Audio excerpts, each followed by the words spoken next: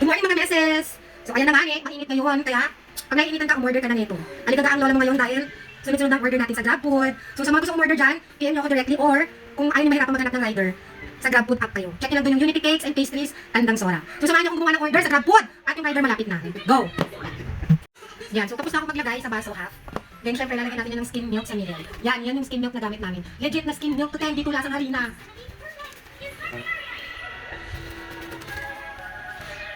Alam niyo ba kung magkano presyo ng skim milk ngayon? Tapos syempre lalagyan ulit natin yan ng ginawa natin scramble mixture. So merong message dun yung GrabFood buyer. Dagdagan daw ng skim milk tsaka ng chocolate syrup. Pero meron po tayong additional fee pag nagpa-additional tayo ha, kasi mahal po ang skim milk. Ayan. So lalagyan naman natin siya ng mga toppings. Hold on. So ito next, rainbow sprinkle. Ayan, lalagyan natin ng rainbow sprinkle. Tapos, marshmallow. Mini marshmallow. Actually, mas malaki dun sa mini na sinasabi nila. Ito kasi yung available, so ito yung binili natin. Next, ito yung crush cookies.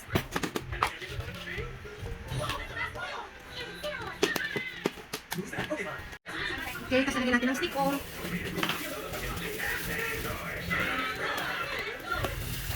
Tusok natin yan dyan.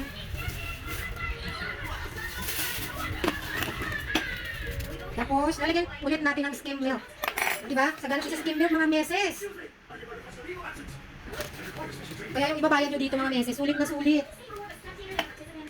Tapos, syempre, lalagyan natin ng chocolate syrup on top. Bago natin siya ilagay sa sealer. Okay? Ito na, sisiyon muna natin siya. So, ito na, nasil na natin sa mga meses. Mas safe kasi talaga kapag sealer yung ginagamit namin. Kahit na bumalay-palentong siya, hindi talaga siya matatapon. So, lagyan na natin siya dito sa plastic.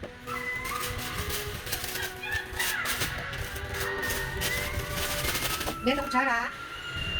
So, ito yung order ni client, ni buyer, sa GrabFood app to. May note dito na nakalagay, padagdag daw ng skim milk, tsaka chocolate syrup. Then, i-attach ko yung resibo kasi kailangan ko. Ayan na nga, gumagawa.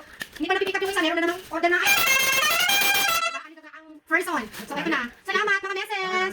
Bye! Yan, 7 orders. Salamat po. 7 orders. Malagyan natin yung resibo. Okay. Nandiyan na si rider sa labas.